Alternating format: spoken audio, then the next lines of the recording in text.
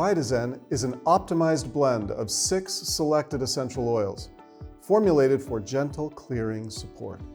It features tangerine, rosemary, geranium, ginger, juniper berry, and cilantro. It's designed to help the body's natural ability to support overall well-being, working with your system, not against it. This formula supports physiological processes already in place in the body, not aggressively, but gently. It's about long-term balance, not short-term force. While Zendocrine required 2 products for full support, RevitaZen capsules bring the benefits into one dual-chambered capsule, infused with our proprietary RevitaZen Restart blend. There's a separation of oil-based actives from botanical extracts, enhanced ingredient standardization, and clinically researched silibin, a better form of milk thistle. It's more elegant, easier to absorb, and easier to integrate into daily routines. Some ingredients were chosen for synergy. For example, silifos is used as a source of milk thistle. Standard milk thistle contains silymarin, but silibin, the active component, is poorly absorbed on its own. Silifos improves absorption significantly. This matters because if something isn't absorbed, it can't effectively support the body. RevitaZen works side by side with dōTERRA Fibre. Fiber helps support the body, proactively promoting regular movements, and without it, the system isn't complete. Plus, it tastes great. Fiber is a plant carbohydrate found in vegetables, fruits, nuts, and seeds. Our body cannot fully digest it, but that is exactly why it is so important. It becomes very active inside the gut. It supports digestion, feeds the microbiome, and helps regulate blood sugar, cholesterol, and overall gut health. The fiber gap means most people in Europe are not consuming enough fiber, which comes from plant components found in vegetables, fruits, legumes, nuts, seeds, and whole grains. The EFSA recommends around 25 grams daily, while others are higher.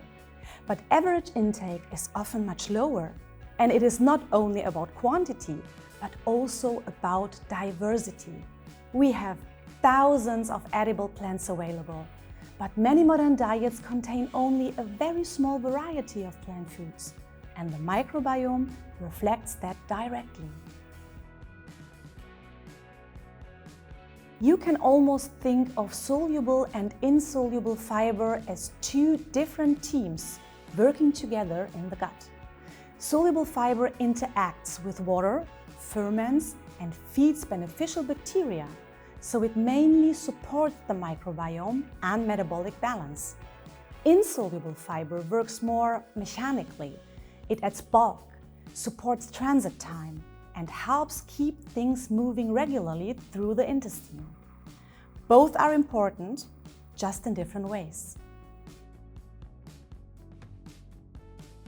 Fiber can completely change how quickly glucose enters the bloodstream. Without enough fiber, blood sugar rises swiftly and often drops just as fast afterwards. That is the moment many people experience as an energy crash or cravings. Fiber slows absorption, helps stabilize the glucose curve, and creates more stable energy over time. I think the word detox is often misunderstood. People use the word detox in different ways, but I like to focus on everyday nutrition and digestive regularity. Our body already has highly intelligent detoxification systems, especially in the liver, kidneys, and gut. Fiber does not replace these systems, it supports them. Certain compounds are released into the intestine through bile, and fiber can help bind some of these substances so they can be eliminated more effectively instead of being constantly reabsorbed repeatedly.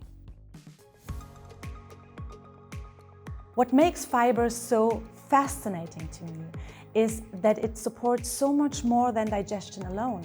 Most people think about fiber only in the context of the gut, but fiber also supports blood sugar stability, cholesterol metabolism, hormonal balance, and even the gut-brain axis. It feeds beneficial bacteria, supports healthy transit time, and can even bind bile-associated waste products in the intestine so they can be eliminated more effectively instead of being constantly reabsorbed. That is why fiber becomes physiologically relevant far beyond the gut itself. Yes, especially if people suddenly increase fiber very quickly.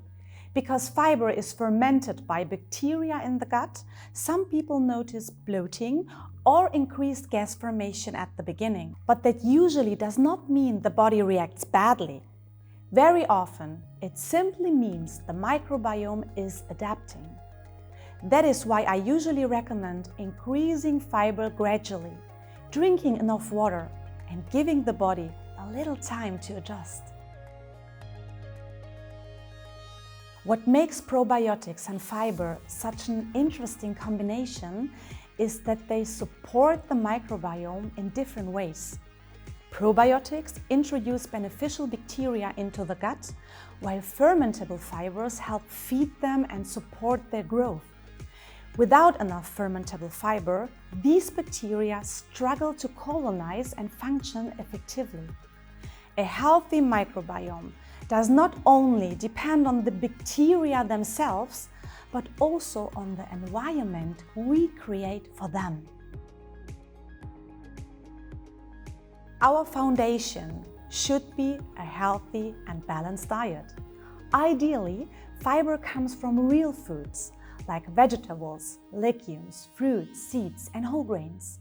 But realistically, many people simply do not reach the recommended intake through nutrition alone. And that is exactly where supplementation can become a practical option.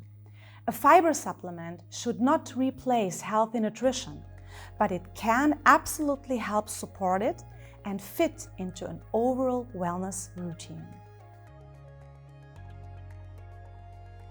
Yes, absolutely. I think the easiest way is to integrate fiber naturally into your daily routine. Personally, I love the idea of adding it to smoothies, yogurt, overnight oats, or even a juice, because these are simple habits people can realistically maintain. And if someone already uses probiotics, combining them with fermentable fiber can also make sense, because the fiber helps support the environment those beneficial bacteria need. I would just avoid mixing supplements into boiling liquids, because excessive heat can affect certain sensitive ingredients. I think the most important message is that food creates the foundation. And our body already has incredibly intelligent systems designed to maintain balance. Our job is not to replace them, but to support them. And sometimes meaningful change does not start with something extreme, but simply with a little more awareness of what we eat every day and maybe a little more fiber to our plate.